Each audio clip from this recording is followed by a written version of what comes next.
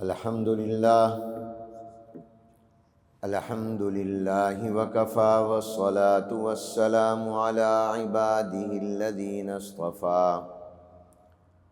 لا سیما علی سید الانبیاء وخاتم الانبیاء والمرسلین سیدنا محمد صلی اللہ علیہ وسلم وعلى آلہ وأصحابہ اجمعین وعلى كل من تبعهم بإحسان إلى يوم الدين أما بعد فأعوذ بالله من الشيطان الرجيم بسم اللہ الرحمن الرحیم هل يستوي الذين يعلمون والذين لا يعلمون وقال الله تبارك وتعالى في مقام آخر رب زدني علما صدق اللہ العظیم وصدق رسولہ النبی الکریم ونحن على ذلك لمن الشاہدین والشاکرین والحمد للہ رب العالمین۔ قابل صد احترام حضرات علماء کرام، اساتذہ کرام، بزرگان مکرم، معزز محترم شرکائے مجلس، السلام علیکم ورحمۃ اللہ وبرکاتہ۔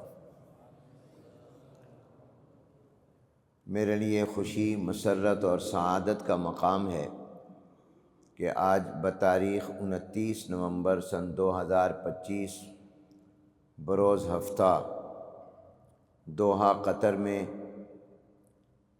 مرکز عبداللہ بن مسعود رضی اللہ تعالیٰ عنہ میں آپ حضرات سے ملاقات اور گفتگو کی سعادت حاصل ہو رہی ہے۔ میں شکر گزار ہوں دل کی اتھاہ گہرائیوں سے وزارت الاوقاف والشؤون الاسلامیہ اور مرکز الشیخ عبداللہ بن زید رحمۃ اللہ علیہ آل محمود الثقافی الاسلامی قطر کا، جنہوں نے مجھے یہاں آنے کی دعوت دی، اور شکر گزار ہوں فضیلت الشیخ حضرت مولانا مصطفیٰ صاحب اور حضرت مولانا حفیظ الرحمن صاحب اور ان کے تمام رفقاء کا، جنہوں نے آج کے اس پروگرام میں خاص طور پر مدعو فرمایا، اور آپ حضرات کا شکر گزار ہوں کہ اپنی مصروفیات کے باوجود قریب اور دور سے آپ تشریف لائے۔ اللہ تعالیٰ آپ کو بہترین جزا دارین میں نصیب فرمائے۔ مبارکباد پیش کرتا ہوں مرکز عبداللہ بن مسعود کی نشست ثانیہ پر۔ بلا شبہ یہ ادارہ جو دوحہ اور قطر میں اس سے پہلے بھی تعلیمی تربیتی خدمات سر انجام دے چکا ہے، اور اب پھر اس کا آغاز ہوا ہے، یہ قابل تبریک بھی ہے، قابل تحسین بھی ہے، اور وزارت الاوقاف کا بھی شکر گزار ہوں جنہوں نے دوبارہ نہ صرف یہ کہ اس کی اجازت دی بلکہ اس کے لیے عمارت بھی مہیا کی اور تمام سہولتیں بھی دیں۔ اللہ تعالیٰ ان تمام حضرات کو اپنی شان کے مطابق بہترین جزا عطا فرمائے، اور طوبیٰ لعبد جعلہ اللہ مفتاحا للخیر ومغلاقا للشر کا مصداق بنائے رکھے۔ گفتگو کا عنوان جو تجویز کیا گیا ہے وہ یہ ہے کہ عمر تعلیم کی راہ میں رکاوٹ نہیں۔ آپ سب اہل علم ہیں اور آپ جانتے ہیں کہ قابل اتباع اور قابل تحسین علم ہے، عمر نہیں ہے۔ زندگی کا کوئی مرحلہ بھی ہو، علم حاصل کرنا بہت بڑی سعادت اور شرف ہے۔ یہ بچپن سے 55 تک کا وظیفہ ہے، یعنی انسان کی پیدائش سے لے کر اس کی موت تک اور زندگی کے آخری سانس تک علم کو حاصل کرنا چاہیے۔ طلب العلم من المہدی الی اللحد، یہ تو ولادت سے موت تک کا سلسلہ ہے، اس لیے کہ اللہ تعالیٰ کی نعمتوں میں ایمان کے بعد سب سے بڑی نعمت وہ دین کے علم کی نعمت ہے۔ جناب نبی کریم صلی اللہ علیہ وآلہ وسلم نے ارشاد فرمایا، من سلک طریقا یلتمس فیہ علما سہل اللہ لہ بہ طریقا الی الجنہ، او کما قال، کہ جب کوئی علم حاصل کرنے کے راستے پر نکلتا ہے، ابھی وہ مرکز عبداللہ بن مسعود میں پہنچا نہیں، ابھی وہ مدرسہ اور جامعہ میں پہنچا نہیں، ابھی درسگاہ میں وہ پہنچا نہیں، ابھی جا کر اس نے زانوئے تلمذ طے نہیں کیا، ابھی اس نے پڑھنا شروع نہیں کیا، صرف وہ اپنے گھر سے روانہ ہوا ہے،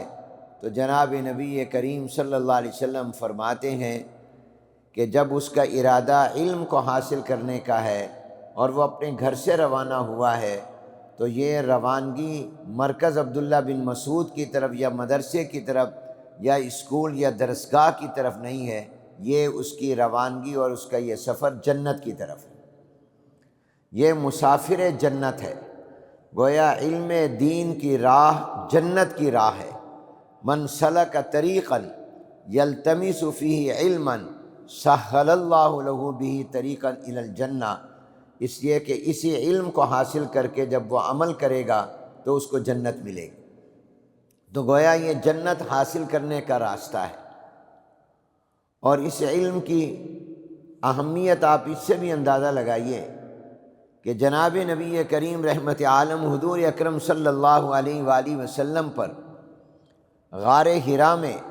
جو سب سے پہلی وحی نازل ہوئی ہے وہ اقرأ بسم ربک الذی خلق، خلق الانسان من علق،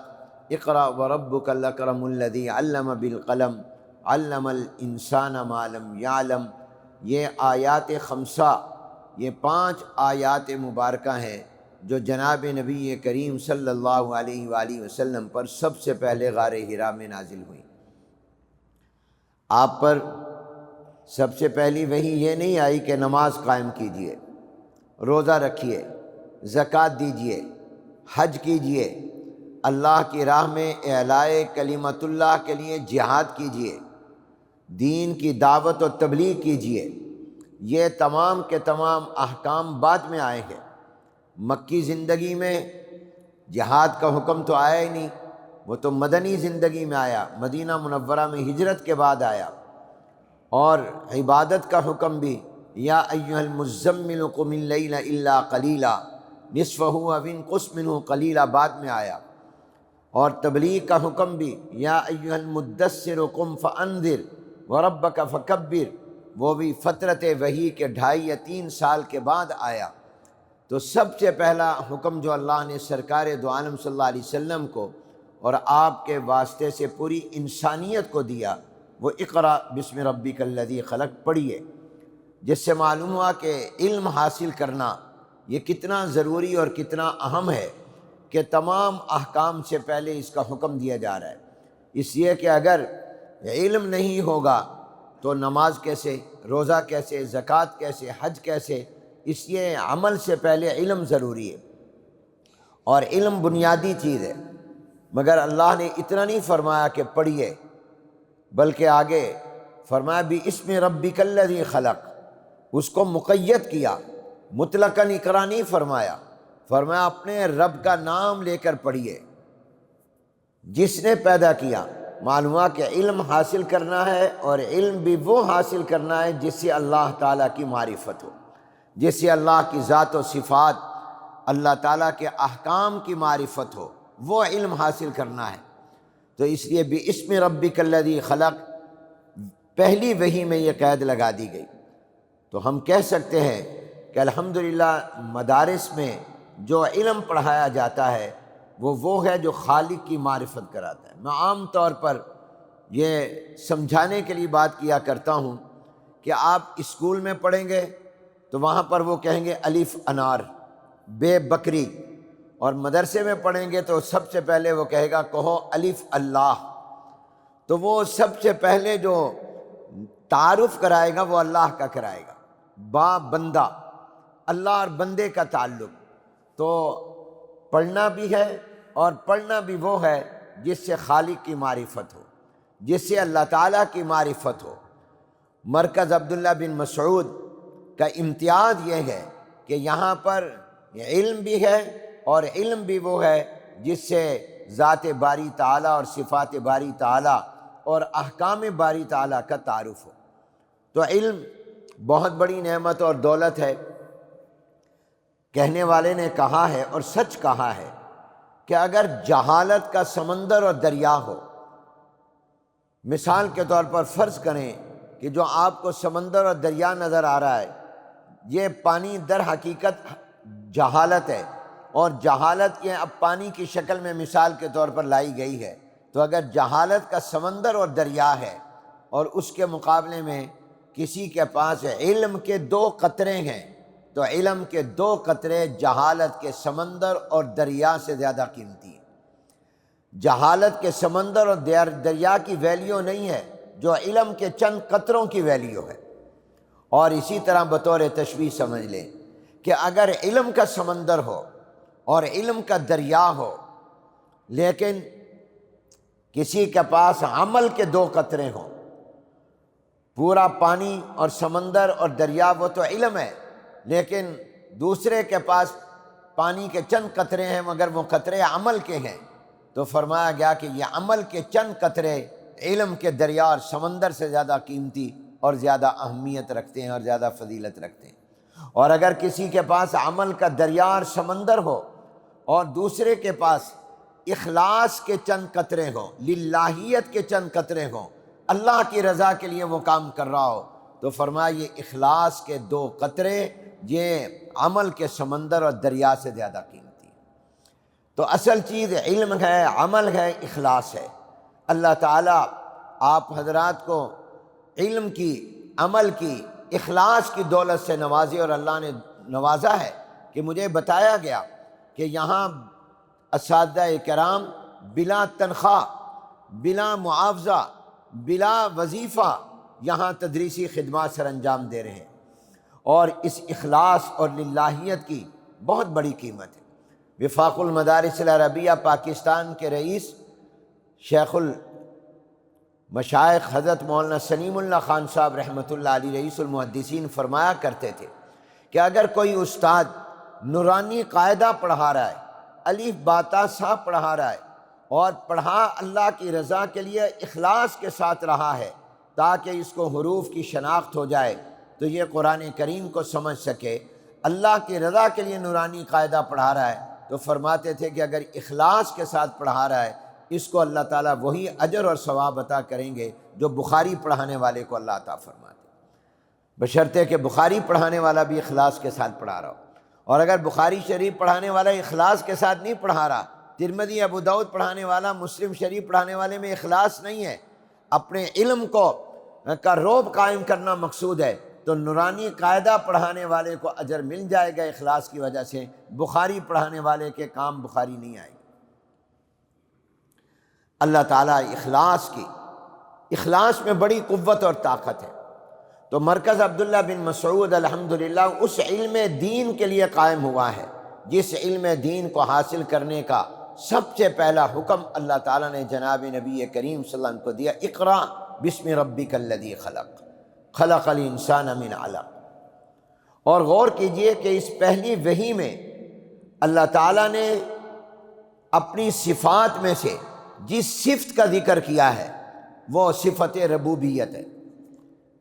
اور صفت ربوبیت اللہ کی صفات میں وہ اتنا عظیم مقام رکھتی ہے کہ میرے اور آپ کی روحوں سے اور ساری کائنات کی روحوں سے عالم ارواح میں جو اللہ تعالیٰ نے سب سے پہلا سوال کیا تھا وہ اپنی صفت ربوبیت کے ساتھ ہی کیا تھا، الستو بربکم، کیا میں تمہارا رب نہیں ہوں؟ کسی اور اپنی صفت اور شان کے ساتھ سوال نہیں ہوا تھا۔ یہ نہیں فرمایا کیا میں تمہارا خالق نہیں ہوں، کیا میں تمہارا رزاق نہیں ہوں، کیا میں تمہارا معبود نہیں ہوں، نہیں، فرمایا الستو بربکم، کیا میں تمہارا رب نہیں ہوں؟ تو سب سے پہلا سوال عالم ارواح میں اللہ نے روحوں سے صفت ربوبیت کے ساتھ کیا تھا، اور جناب نبی کریم صلی اللہ علیہ وسلم پر جو سب سے پہلی وحی آئی اس میں بھی اللہ نے صفت ربوبیت کا ذکر کیا، اقرا بسم ربک الذی خلق، کوئی اور صفت اللہ نے بیان نہیں کی۔ اور جو قرآن کریم اللہ نے ہمیں عطا فرمایا، جو اللہ تعالیٰ کا کلام بھی ہے اور کتاب بھی ہے، اور آخری کلام اور آخری کتاب ہے، اس کتاب کو جس ترتیب کے ساتھ جمع کیا گیا ہے اس کے نازل ہونے کی ترتیب تو الگ ہے، تدوین کی ترتیب الگ ہے، لیکن نازل ہونے میں بھی دیکھیں تو سب سے پہلے صفت ربوبیت ہے، اور قرآن کریم کو جب جمع کیا گیا، محفوظ کیا گیا، تو اس کی اس ترتیب میں بھی سب سے پہلے سورہ فاتحہ ہے، اور سورہ فاتحہ کا آغاز بھی صفت ربوبیت کے ساتھ ہے، الحمدللہ رب العالمین۔ اور پھر اس قرآن کریم کا جب اختتام ہو رہا ہے، اور اس قرآن کریم کی موجودہ جو ترتیب ہے اس کے جمع کی، تو اس کا جب اختتام ہے تو وہ بھی صفت ربوبیت پر ہے، قل اعوذ برب الفلق، قل اعوذ برب الناس۔ قرآن کا آغاز بھی صفت ربوبیت سے، اختتام بھی صفت ربوبیت پر، اور قرآن کے نازل ہونے والی پہلی وحی میں بھی صفت ربوبیت، اور عالم ارواح میں بھی سب سے پہلا سوال صفت ربوبیت کے ساتھ ہے۔ اور جب میں اور آپ عالم برزخ میں جائیں گے اور قبر میں جائیں گے تو وہاں جو منکر نکیر سوال کریں گے تو وہ سوال بھی صفت ربوبیت کے ساتھ ہوگا۔ جو 3 سوال کیے جائیں گے، پہلا سوال یہ ہوگا من ربک، تیرا رب کون ہے؟ اسی لیے وہاں صفت ربوبیت کے ساتھ ہوگا کہ تمہیں پہلا سبق جو پڑھایا گیا تھا وہ صفت ربوبیت کا تھا، کہیں دنیا میں بھول کر تو نہیں آ گئے یہاں قبر میں، کیا تمہیں وہ پہلا سبق یاد تھا کہ نہیں یاد تھا؟ اور رب کس کو کہتے ہیں؟ آپ نے ذکر کیا، مفتی دارالعلوم دیوبند اور عظیم محدث حضرت مولانا سعید احمد صاحب پالن پوری رحمۃ اللہ علیہ کا جو یہاں تشریف لائے، اور آپ کے منہج تعلیمی میں ان کی بعض تالیفات بھی ہیں، تو انہوں نے لکھا ہے اپنے ایک بیان میں، فرماتے ہیں کہ رب کس کو کہتے ہیں، کہ جو معنی کیا جاتا ہے پالنے والا، پالن ہار، یہ عام طور پر کرتے ہیں۔ کسی زبان کا کوئی بھی ترجمہ لفظ رب کے مفہوم اور معنی کی جامعیت کو ادا نہیں کر سکتا۔ یہ ہم صرف سمجھانے کے لیے کہتے ہیں رب کا معنی پالنے والا، لیکن عربی زبان اتنی جامع ہے، اور پھر قرآن کی زبان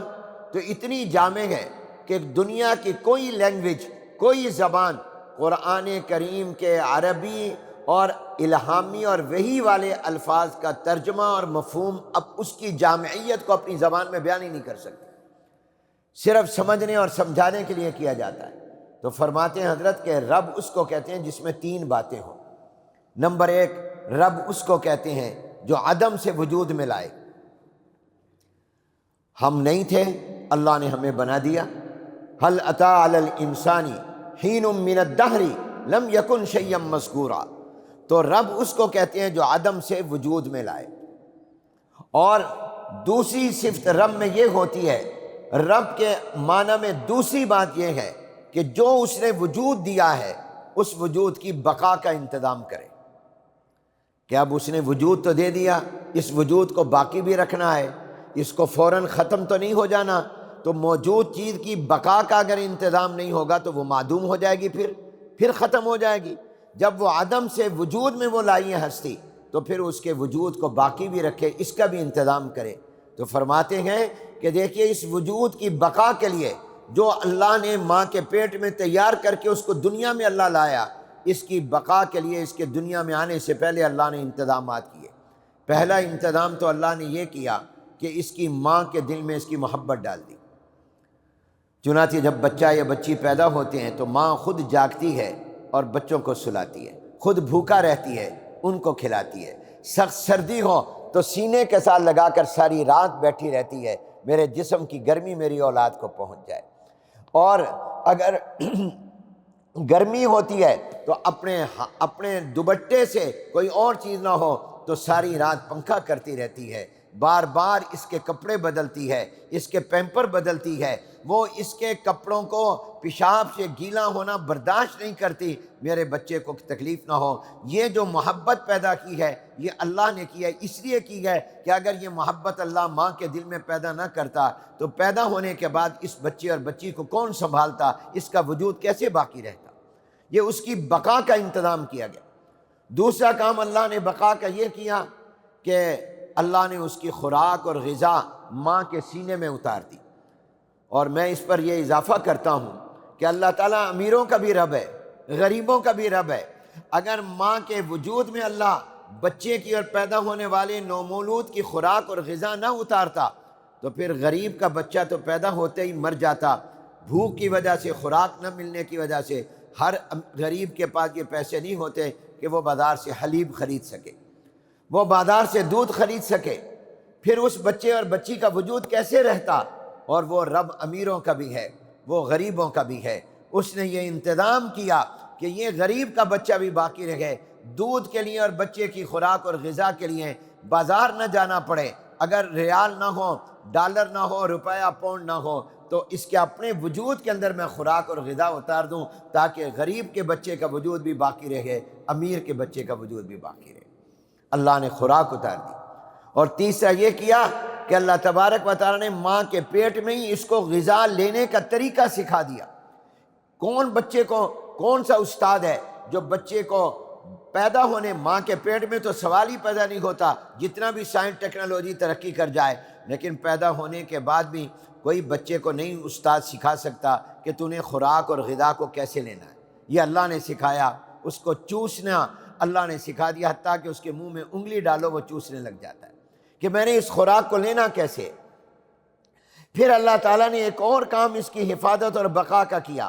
انٹرنیشنل اور بین الاقوامی زبان اس کو دے دی۔ وہ عرب کا بچہ ہو یا عجم کا، وہ قطر میں پیدا ہو یا پاکستان میں، وہ امریکہ میں پیدا ہو یا برطانیہ میں یا فرانس میں یا جرمنی میں، وہ کسی مسلمان کا ہو یا غیر مسلم کا، وہ گورے کا ہو یا کالے کا، وہ امیر کا ہو یا غریب کا، انٹرنیشنل زبان، بین الاقوامی زبان ماں کے پیٹ میں ہر بچے کو سکھا دی، اور وہ زبان رونے کی سکھا دی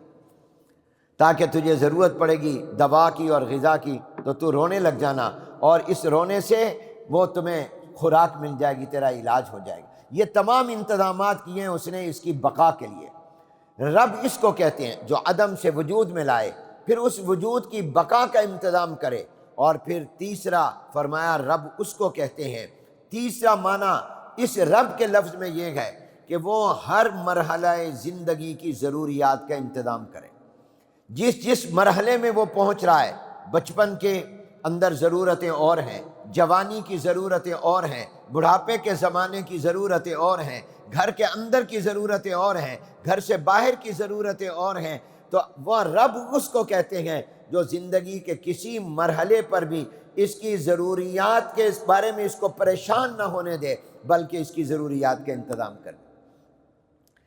اس کو کہتے ہیں۔ تو یہ تین باتیں جس میں وہ رب ہیں، تو اس کی میں استدلال کرتے ہوئے یہ عرض کرتا ہوں کہ جب بچہ شعور میں آ جاتا ہے اور وہ شعور کی دنیا میں قدم رکھتا ہے، جب وہ بالغ ہو رہا ہے اور جب بڑا ہو رہا ہے، اب اس کو تعلیم اور تربیت کی ضرورت ہے۔ تو یہ مراکز کا، جامعات کا، سکولوں، کالج اور معاہد کا انتظام یہ بھی میرا رب کرتا ہے اپنی شان ربوبیت کی وجہ سے، اپنی صفت ربوبیت کی وجہ سے، کیونکہ اب یہ زندگی کے اس مرحلے میں انسان پہنچ رہا ہے کہ جس میں اس کو علم کی ضرورت ہے، جس میں اس کو معرفت کی ضرورت ہے، جس میں اس کو اب پہچان کی ضرورت ہے، تو اس کے لیے یہ علم جو ہے یہ بھی اللہ کی صفت ربوبیت کا مظہر ہے، یہ بھی انسانی ضرورت ہے۔ اور آپ 18 سال کی عمر میں جب پہنچے تو اب آپ کو ضرورت ہے کہ اب آپ کو دین کا علم بھی معلوم ہو، آپ کو ضروریات زندگی کا علم بھی ہو، آپ کے پاس عصری تعلیم بھی ہو اور آپ کے پاس دینی تعلیم بھی ہو۔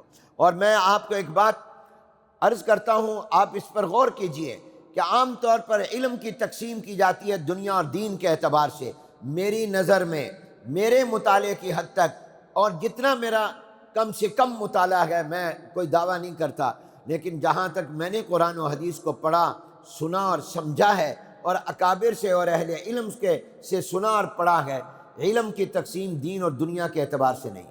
کہ یہ دین کا علم ہے، یہ دنیا کا علم ہے، خواہ وہ دنیا کا ہو یا دین کا ہو۔ علم کی تقسیم دین اور دنیا کے اعتبار سے نہیں ہے، یہ کہیں پر بھی ہمیں نہیں ملتی، اس لیے کہ ہر علم ہماری ضرورت ہے اور وہ ہمارا علم ہے۔ کیا قرآن کریم میں حضرت آدم علیہ السلام کے بارے میں یہ نہیں آتا وَعَلَّمَ آدَمَ الْأَسْمَاءَ كُلَّهَا؟ اللہ نے جب آدم علیہ السلام کو دنیا کی تمام چیزوں کا، ان کے ناموں اور صفات اور خاصیتوں کا علم دیا، تو دنیا کی چیزوں کا علم جو دیا ہے، اس عالم کا علم دیا ہے، تو یہ قرآنی علم ہے، یہ دنیا کا علم ہے، یہ آدم علیہ السلام کو دیا گیا ہے۔ حضرت نوح علیہ السلام نے کشتی بنائی ہے کہ نہیں بنائی؟ یہ لکڑی کا کام، یہ لکڑی کشتیاں بنانا، یہ دروازے بنانا، یہ قرآنی علم ہے۔ حضرت نوح علیہ السلام کو اللہ نے یہ علم عطا کیا۔ یوسف علیہ السلام کو اللہ نے خوابوں کی تعبیر کا علم دیا ہے۔ حضرت داؤد علیہ السلام کو اللہ نے لوہے کے نرم کرنے کا علم عطا کیا ہے، یہ بھی قرآنی علم ہے۔ حضرت سلیمان علیہ السلام کو اللہ نے ریاست کے اور بادشاہت کا علم دیا ہے کہ نظام کیسے چلانا ہے، تو معلوم ہوا کہ ریاست کا علم عطا کرنا یہ بھی قرآنی علم ہے۔ یہ تمام قرآنی علم ہے، انبیاء کو دیے گئے ہیں، پیغمبروں کو دیے گئے ہیں۔ حضرت یوسف علیہ السلام نہیں کہہ رہے اجعلنی علی خزائن الارض انی حفیظ علیم، مجھے وزیر خزانہ بنا دیجئے۔ معلوم ہے کہ اللہ نے ان کو مالیات کا اور فنانس کا علم دیا تھا، تبھی تو فرما رہے ہیں اجعلنی علی خزائن الارض انی حفیظ علیم۔ تو معلوم ہوا کہ یہ تمام قرآنی علم ہے۔ تو علم کی تقسیم دین اور دنیا کے اعتبار سے نہیں ہے، سائنس کا علم، ٹیکنالوجی کا علم، جغرافیے کا علم، ریاضی کا علم، یہ بھی انسان کی ہر مسلمان اور غیر مسلم کی ضرورت ہے، اور یہ علم بھی دین کا علم ہے، کیونکہ اللہ نے کہا ہے۔ ہاں، علم کی تقسیم جو ملتی ہے وہ نافع اور غیر نافع کے اعتبار سے ملتی ہے۔ حضور علیہ السلام نے دعا فرمائی ہے اللہم انی اسألک علما نافعا، آپ نے پناہ مانگی ہے اللہم انی اعوذ بک من علم لا ینفع، جو علم فائدے مند نہ ہو اس سے پناہ مانگی جا رہی ہے، جو فائدے مند ہو، وہ کسی زندگی کے مرحلے میں بھی فائدہ دے، تو وہ علم مطلوب ہے، وہ مقصود ہے، وہ شریعت کا حکم ہے، اس کو حاصل کرنا چاہیے۔ اگر میں ریاضی نہیں پڑھوں گا تو میں سراجی کیسے پڑھ سکوں گا؟ میں وراثت کے مسائل کو کیسے سمجھ سکوں گا اور سمجھا سکوں گا؟ تو اس لحاظ سے یہ تمام کے تمام علم جو ہے، زبانوں کا علم، حضور نے خود اپنے صحابہ کو فرمایا زبانیں سیکھو، اور زبانیں سکھائیں، اور ان کو فرمایا کہ سیکھو تاکہ ہمیں کسی ترجمان کی ضرورت نہ پڑے، اپنے لوگ، اور زبان ذریعہ دعوت ہے اور ذریعہ تبلیغ ہے۔ لہٰذا یہ علم نافع اور غیر نافع کے اعتبار سے تقسیم ہے، دین اور دنیا کے اعتبار سے نہیں ہے۔ تو جب علم نافع ہے تو یہ جتنے بھی علوم آپ پڑھ رہے ہیں یہ نافع ہیں۔ تو ایک تو یہ صفت ربوبیت کا مظہر ہے، یہ انسانی ضرورت ہے، یہ اس کے لیے نافع ہے۔ اور پھر دین کا علم، ہاں نافع ہونے میں بعض کا نفع دنیا کی زندگی تک ہے، اور بعض کا نفع دنیا کی زندگی کے بعد اگلے عالم میں بھی ہے۔ قرآن و حدیث اور شریعت کا اور وحی الہی کا یہ علم وہ ہے جو دنیا میں بھی کام آئے گا، قبر میں بھی آئے گا، اور آخرت میں بھی کام آئے گا۔ یہ عالم دنیا کی ضرورت بھی ہے، یہ عالم برزخ کی ضرورت بھی ہے، اور یہ عالم آخرت کی ضرورت بھی ہے۔ دنیا کے چیزوں کا جو فنون کا علم ہے وہ پتہ نہیں زندگی ساتھ دے نہ دے، دنیا میں بھی کام آ سکے نہ آ سکے، اور آخرت میں تو آئے گا ہی نہیں، لیکن یہ علم ایسا ہے جو ہر جگہ ہے۔ تو مرکز عبداللہ بن مسعود آپ کو وہ علم دے رہا ہے جو دنیا کی ضرورت بھی ہے، جو قبر کی ضرورت بھی ہے، اور جو آخرت کی ضرورت بھی ہے، جس کے نافع ہونے میں کوئی شک ہی نہیں ہے۔ اور یہ اللہ کی صفت ربوبیت کا مظہر بھی ہے کہ انسان جب زندگی کے اس مرحلے میں پہنچتا ہے تو جیسے اللہ نے آپ کو عدم سے وجود میں لائے، جیسے وجود کو باقی رکھا، وہاں اللہ تعالیٰ اس باقی وجود کی ضروریات کا انتظام بھی کر رہا ہے۔ اس لیے اللہ نے یہ ادارہ قائم کرایا تاکہ آپ کے اس مرحلے میں جو ضرورت ہے، تاکہ آپ کے مکلف ہونے کے بعد شریعت کے احکام جب آپ کی طرف متوجہ ہو گئے اور آپ بالغ ہو گئے اور آپ اب احکام کے پابند بن گئے، تو ان احکام کا علم بھی آپ کے پاس ہو۔ احکام کا علم ہوگا تو تبھی آپ اپنی زندگی کا مقصد حاصل کر سکیں گے۔ تو میں مبارکباد پیش کرتا ہوں۔ اب جب یہ ہماری ضرورت ہے، یہ ہمارا مقصد ہے، بلکہ یہ بات بھی پیش نظر رکھی ہے کہ علم دو قسم پر ہے، ایک تو نافع اور غیر نافع۔ غیر نافع کی تو وہ تو غیر ضروری ہو گیا، نافع ضروری ہوا۔ پھر ضروری علم کے اندر بھی یہ پیش نظر رکھے نافع میں کہ ایک زندگی کا مقصد ہے، ایک میری ضرورت کی حد تک ہے، میرے لیے یہ جدید چیزوں کا جو علم ہے یہ میری ضرورت ہے، لیکن دین کا علم اور شریعت کا علم یہ میری زندگی کا مقصد ہے۔ مثال سے یوں دیکھیے، ہم گھر بناتے ہیں تو اس میں ہم اپنے گھر میں کچن بھی بناتے ہیں، ٹوائلٹ بھی بناتے ہیں اور آرام کا کمرہ بھی۔ پوچھا جائے کہ آپ نے یہ گھر کیوں بنایا ہے، آپ نے یہ بہترین محل کیوں بنایا ہے، تو کوئی جواب میں یہ نہیں کہے گا میں نے کچن کے لیے، کیونکہ مجھے کچن چاہیے تھا میں نے یہ گھر بنایا ہے، مجھے چونکہ بیت الخلاء چاہیے تھا میں نے اس لیے بنایا، نہیں، وہ کہے گا آرام کے کمرے کے لیے۔ تو وہ مقصد ہو گیا اور یہ ضرورتیں ہو گئی۔ تو اسی طرح یاد رکھیے، جغرافیہ، ریاضی، سائنس اور ٹیکنالوجی یہ ہمارے لیے نافع اور مفید ہے، مگر یہ ہمارے ضرورت کے درجے میں ہے، اور دین کا اور شریعت کا علم یہ مقصد زندگی ہے، یہ مقصد حیات ہے۔ یہ ضرورت اور مقصد کا فرق پیش نظر رہے۔ اللہ تعالیٰ نے آپ کو یہ ادارہ اس جگہ پر دیا ہے تاکہ آپ دینی اور شرعی علوم جو آپ کی ضرورت بھی ہیں اور آپ کا مقصد بھی ہیں اور نافع بھی ہیں، عالم دنیا کے لیے بھی، عالم برزخ میں بھی اور عالم آخرت میں بھی۔ اور اللہ کی صفت ربوبیت کا مظہر ہے کہ اللہ یہ انتظام کرتا ہے، یہ من جانب اللہ انتظام ہے، کیونکہ اس نے اپنے دیے ہوئے وجود کو، جس کو اللہ نے وجود دیا ہے، اس کی اللہ نے ضروریات کا انتظام بھی ہر مرحلے کا کرنا ہے۔ اب جب یہ ہماری ضرورت اور مقصد بھی ہے اور اللہ کی صفت ربوبیت کا مظہر ہے، تو اس میں آپ پورا مطالعہ کر لیں، کہیں عمر کی کوئی قید نہیں۔ یہ نہیں ہے کہ آپ یہ علم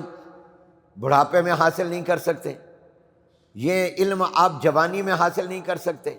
بچپن میں نہیں کر سکتے، نہیں، یہ آپ بچپن میں بھی، آپ جوانی میں بھی، آپ بڑھاپے میں بھی،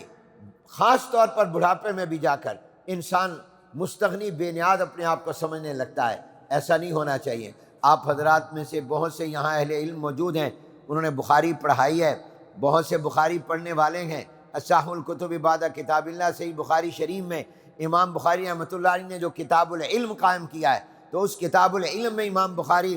ایک عنوان اور باب قائم کر رہے ہیں، باب الاغتباط فی العلم والحکمت، جس میں امام بخاری رحمۃ اللہ علیہ یہ بتانا چاہتے ہیں کہ قابل رشک چیز جو ہے، قابل تعریف و تحسین جو چیز ہے اور جس میں تنافس ہونا چاہیے، وہ علم و حکمت ہے، وہ دنیا کا مال و دولت اور دوسرے مناصب نہیں۔ قابل رشک چیز علم اور حکمت ہے، علم اصل چیز ہے، اس پر انسان کو رشک یہ ہوتا ہے کہ آپ کو جو نعمت حاصل ہے وہ مجھے بھی حاصل ہو جائے، آپ کے پاس بھی رہے مجھے بھی مل جائے۔ حسد یہ ہوتا ہے کہ آپ سے اللہ یہ نعمت چھین لے، مجھے ملے نہ ملے۔ حسد گناہ ہے، وہ منع ہے، مگر رشک جو ہے کہ یہ نعمت مجھے بھی مل جائے، اس نعمت کے ملنے کی تمنا کرنا، جس کے پاس ہے اس کے پاس بھی رہے مجھے بھی مل جائے، اس کو رشک کہتے ہیں، غبطہ کہتے ہیں۔ تو امام بخاری رحمۃ اللہ نے یہ باب قائم کر کے فرمایا کہ دنیا کا مال، دنیا کی دولت، دنیا کی چیزیں یہ قابل رشک چیز نہیں ہے، اصل قابل رشک جو ہے وہ علم و حکمت ہے، وہ علم ہے۔ پھر اس میں حضرت عمر بن خطاب رضی اللہ تعالیٰ عنہ کے یہ ارشاد بطور دلیل نقل کیا، تفقہوا قبل ان تسودوا، سردار بننے سے پہلے، امام بننے سے پہلے اور حاکم بننے سے پہلے، کسی بھی منصب پر آنے سے پہلے، قاضی بننے سے پہلے تم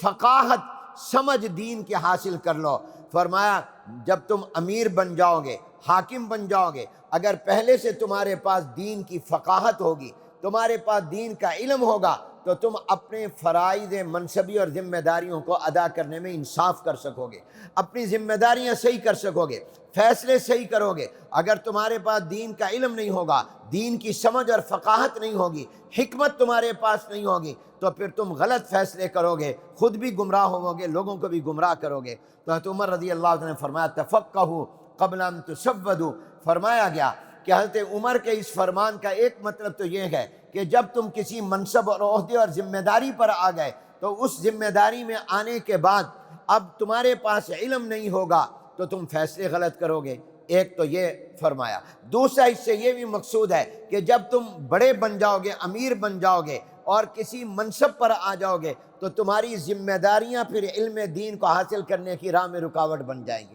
اس لیے پہلے علم حاصل کر لو تاکہ بعد کی ذمہ داریوں کی وجہ سے کہیں ایسا نہ ہو کہ تم علم حاصل نہ کر سکو۔ اور ایک مطلب اس کا یہ بھی بیان کیا، اور یہ سارے مطلب مراد ہیں، ایک مطلب یہ بھی بیان کیا گیا کہ عام طور پر جب بڑا منصب آ جاتا ہے تو پھر انسان عار محسوس کرتا ہے کسی کے پاس جا کر پڑھنے اور علم حاصل کرنے سے۔ تو فرمایا بعد میں ہو سکتا ہے کہ تم کہو اب میں طالب علم بنوں، اب میں بڑا ہو گیا ہوں، اب تو میں امام ہوں، اب تو میں خطیب ہوں، اب تو میں استاد ہوں، اب تو میں محدث ہوں، اب تو میں محتمم ہوں، اور اب تو میں شیخ الحدیث ہوں، اب میں کیوں کسی کے پاس پڑھنے کے لیے جاؤں، کیوں کسی کتاب کا مطالعہ کروں؟ تو فرمایا کہ نہیں، اس لیے یہ ہو سکتا ہے کہ بعد میں یہ مزاج میں آئے تو پہلے ہی علم حاصل کر لو۔ یہ مطلب ہے حضرت عمر رضی اللہ عنہ کے فرمان کا، تفقہوا قبل ان تسودوا۔ لیکن امام بخاری رحمۃ اللہ علیہ نے آگے اس میں ایک جملہ بڑھا دیا اور فرمایا کوئی اس کا مفہوم مخالف نہ سمجھ لے کہ امیر بننے سے پہلے علم حاصل کرو بعد میں نہ کرو، نہیں، فرمایا وہ بعد ان تسودوا۔ حضرت عمر کی یہ مراد نہیں ہے کہ امیر بننے کے بعد، ذمہ داری کے بعد پھر علم حاصل کرنا چھوڑ دو، نہیں، ان کا مطلب تو بیان اولویت ہے کہ افضل اور بہتر یہ ہے کہ ذمہ داری سے پہلے علم حاصل کر لو۔ ہو سکتا ہے پھر تمہیں موقع نہ ملے، ہو سکتا ہے تمہاری ذمہ داریوں میں تمہیں فرصت نہ ملے، اور ہو سکتا ہے کہ تمہارا منصب رکاوٹ نہ بن جائے، عار نہ طبیعت میں آ جائے، اور ہو سکتا ہے غلط فیصلے نہ کرنے لگ جاؤ۔ یہ ان کی مراد ہے کہ بہتر یہ ہے۔ یہ معنی نہیں ہے کہ اگر تم امام بن گئے، خطیب بن گئے اور تم نے جناب دورہ حدیث کر لیا اور مرکز عبداللہ بن مسعود نے تمہیں سند دے دی، اب تم کہو کہ میں تو جناب سب کچھ بن گیا، مجھے علم کی ضرورت نہیں ہے۔ یہ سند تو علم کے حاصل ہونے کی استعداد کی سند ہے کہ اب تم پڑھ سکتے ہو، علم حاصل کر سکتے ہو، مطالعہ کر سکتے ہو۔ یہ معنی نہیں ہے کہ تم پورے مولوی اور عالم بن گئے ہو۔ وَبَعْدَ أَن تُسَوَّدُوا، امیر بننے کے بعد بھی تم اور منصب پر آنے کے بعد بھی علم حاصل کرتے رہو۔ امام بخاری رحمۃ اللہ علیہ نے وضاحت کر دی کہ حضرت عمر رضی اللہ عنہ کے فرمان کا کوئی مطلب غلط نہ سمجھ لے۔ اور پھر آگے امام بخاری رحمۃ اللہ علیہ نے فرمایا وَقَدْ تَعَلَّمَ اصحاب النبی صلی اللہ علیہ وسلم فی کبر سنہم، کتنے حضور کے صحابہ ہیں جنہوں نے بڑی عمر میں علم حاصل کیا۔ اکثر صحابہ ایمان کب لا رہے ہیں؟ بڑی عمر میں لا رہے ہیں۔ وہ حضور علیہ السلام کے دامن سے وابستہ ہو رہے ہیں، قرآن کو سن رہے ہیں اور پڑھ رہے ہیں بڑی عمر میں۔ جب وہ ایمان ہی بڑی عمر میں لا رہے ہیں تو انہوں نے دین کا علم چھوٹی عمر میں، جوانی میں حاصل کیا یا بڑی عمر میں؟ بہت سو نے بڑھاپے میں حاصل کیا۔ کہا جا سکتا ہے کہ سرکار دو عالم صلی اللہ علیہ وسلم پورے قرآن کے حافظ ہوئے جب حضور کی عمر مبارک 63 سال ہوئی، اس لیے کہ 40 سال کے بعد آپ پر قرآن نازل ہونا شروع ہوا اور 23 سال تک قرآن تھوڑا تھوڑا نازل ہوتا رہا، جا کے مکمل ہوا آپ کی عمر مبارک کے آخری حصے میں۔ تو پورا قرآن جو حضور اکرم صلی اللہ علیہ وسلم کا ہو رہا ہے اور پورا قرآن جو آپ پر نازل ہو رہا ہے وہ جا کر مکمل جو ہو رہا ہے وہ 63 سال میں ہو رہا ہے۔ تو آپ گویا قرآن کے حافظ بنے ہیں 63 سال کی عمر میں۔ حضرت ابو بکر نے، حضرت عمر نے، حضرت عثمان نے، حضرت علی رضی اللہ تعالیٰ عنہ نے، بعض کی عمر، حضرت علی کی عمر کم تھی لیکن اتنی کم بھی نہیں تھی۔ تو بہت سے حضرات کے جو عمریں تھی جب حضور پر ایمان لا رہے ہیں، کیونکہ حضور نبوت کا دعویٰ کر رہے ہیں اور اپنے نبی ہونے کا اعلان کر رہے ہیں 40 سال کے بعد، تو بہت سے حضرات نے بڑی عمر میں۔ تو علم ایسی چیز ہے جو مرتے دم تک حاصل کرنی چاہیے۔ علم سے آدمی کبھی مستغنی بے نیاز نہیں ہو سکتا۔ امام شافعی رحمۃ اللہ علیہ فرماتے ہیں میں جتنا مطالعہ کرتا رہا میرا علم بڑھتا گیا، میرے اوپر میری جہالت واضح ہوتی رہی کہ اے امام شافعی تو اب تک اس مسئلے سے ناواقف تھا، آج تو نے یہ مطالعہ کیا تجھے یہ بات معلوم ہوئی، اب تک تو جیسے میرے علم نے ترقی کی میرے اوپر میری جہالت بھی واضح ہو گئی۔ کہا گیا کہ اونٹ جب تک پہاڑ کے نیچے سے نہیں گزرتا وہ اونٹ اپنے آپ کو بڑا سمجھتا رہتا ہے، اور جب وہ پہاڑ کے نیچے سے گزرتا ہے تو سمجھتا ہے مجھ سے اونچا بھی کوئی چیز ہے اور وہ پہاڑ ہے۔ تو اس لیے بال سفید بھی ہو جائیں، ہم استاد بھی بن جائیں، تب بھی ہمیں علم سے بے نیاز نہیں ہو سکتے۔ کتنے اہل علم کے واقعات دیکھیں گے زندگی کے آخری سانس تک مطالعہ کرتے رہے، جن کے آخری وقت اس وقت میں آیا ہے کہ مطالعہ کر رہے تھے، جب ان کی روح نکلی تو ان کے ہاتھ سے وہ کتاب ان کے سینے پر گر گئی، آخری وقت میں فتویٰ لکھ رہے ہیں اور دنیا سے جا رہے ہیں۔ تو اس لیے عمر کے کسی حصے میں بھی آدمی علم سے بے نیاز نہیں ہو سکتا، جوانی میں بھی، بڑھاپے میں بھی، ہر حصے میں۔ اس لیے فرمایا گیا اطلب العلم من المہدی الی اللحد، اللہ تعالیٰ مجھے اور آپ کو اس علم کی اہمیت اور زندگی کے ہر مرحلے تک طالب علم رکھے۔ ہم عالم نہیں ہیں، ہم طالب علم ہیں، اور مرتے دم تک آدمی کو طالب علم رہنا چاہیے، اور ہمیں اپنے آپ کو طالب علم ہی کہنا چاہیے۔ کبھی یہ نہیں کہنا چاہیے میں عالم ہو گیا ہوں، کیوں وفوق کل ذی علم علیم۔ جو ہمیں معلوم ہے وہ بہت کم ہے، جو ہمیں نہیں معلوم وہ زیادہ ہیں۔ ہمارے مجہولات ہماری معلومات سے زیادہ ہیں۔ ایک خاتون نے مفتی صاحب کو فون کیا، مسئلہ پوچھا، مفتی صاحب کو اس مسئلے کا اس وقت استحضار نہیں تھا، تو مفتی صاحب نے کہا بی بی میں مطالعہ کر کے بعد میں بتاؤں گا، ابھی مجھے نہیں معلوم۔ تو وہ ناراض ہو گئی، اس کو فوری جواب چاہیے تھا۔ اس نے کہا پھر تم دارالفتاء میں مفتی بن کر کیوں بیٹھے ہو اگر تمہیں جواب نہیں آتا؟ پھر تنخواہ کس بات کی لیتے ہو؟ تو مفتی صاحب نے کہا بی بی میں تنخواہ معلومات کی لیتا ہوں، مجہولات کی نہیں لیتا۔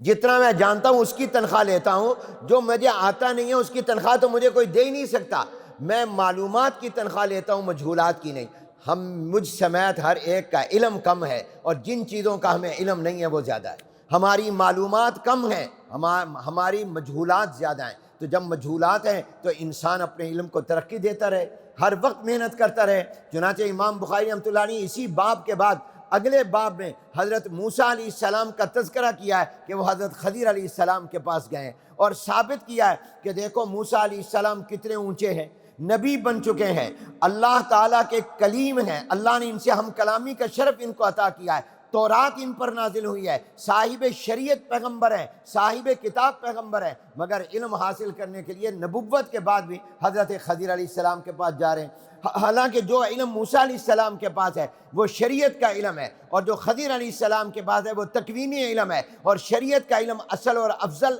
اور اعلیٰ علم ہے۔ تو افضل علم کے ہوتے ہوئے مفضول علم لینے جا رہے ہیں، جس علم کا مرتبہ کم ہے وہ لینے جا رہے ہیں، اور خود نبی ہیں، جبکہ خضر علیہ السلام کے بارے میں تو اختلاف ہے کہ وہ نبی بھی ہیں یا نہیں ہیں، وہ ولی ہیں یا نبی ہیں، لیکن افضل مفضول کے پاس جا رہا ہے، اور افضل علم کے باوجود مفضول علم کے لیے جا رہا ہے، اور بڑی عمر میں نہیں نبوت ملنے کے بعد بھی جا رہا ہے۔ تو معلوم ہوا کہ عمر کی کوئی حد نہیں ہے، انسان پوری زندگی طالب علم رہتا ہے۔ اللہ مجھے بھی طالب علم رکھے اور آپ کو بھی طالب علم رکھے۔ یہ باتیں میں نے اس لیے عرض کی کہ عام طور پر ہم جب دورہ حدیث سے فارغ ہوتے ہیں تو ہم اپنے آپ کو سمجھتے ہیں ہم پورے مولوی بن گئے، عالم بن گئے، اب کسی کے پاس جانے کی، کسی کتاب کے مطالعے کی ضرورت نہیں ہے۔ ایسا نہیں ہونا چاہیے۔ علم کی پیاس مرتے دم تک رہنی چاہیے۔ علم ایسی چیز ہے جس کی پیاس کبھی بجھنی نہیں چاہیے، کبھی اس کی پیاس کم نہیں ہونی چاہیے، کبھی اس کی پیاس ختم نہیں ہونی چاہیے۔ انشاءاللہ مرکز عبداللہ بن مسعود، اس کا جو منہج ہے اور جو یہاں تعلیمی نظام ہے یہ قابل تحسین ہے۔ ہم انشاءاللہ مشورہ کر کے غور کر کے انشاءاللہ وفاق المدارس سے اس کا الحاق انشاءاللہ اس پر غور کریں گے اور کریں گے انشاءاللہ، اور امید ہے کہ انشاءاللہ اس سے ہمارا آپ سے رابطہ اور آپ کا ہم سے رابطہ ہو جائے گا، اور ایک سلسلہ تو ذہب میں ہم جڑ جائیں گے انشاءاللہ۔ اللہ تعالیٰ اس کو آسان فرمائے اور اس کی توفیق دے اور موفق فرمائے۔ میں معافی چاہتا ہوں، مجھے مولانا مصطفیٰ صاحب بار بار یہ فرماتے ہیں کہ تو گفتگو مختصر کیا کر، زیادہ وقت نہ لیا کر، مگر میں کیا کروں، آپ حضرات کی توجہ اور اخلاص کی وجہ سے اللہ نے ابھی تو میں نے پتہ نہیں کتنی باتوں کو دائیں بائیں کیا ہے، تو پھر بھی اگر کوئی وقت زیادہ لے لیا ہو تو میں آپ سے معافی چاہتا ہوں، معذرت چاہتا ہوں۔ بہرحال آنے والے مہمان کو اتنا تو حق آپ دیں گے کہ وہ 10-15 منٹ آپ کے لے لے۔ وآخر دعوانا ان الحمدللہ۔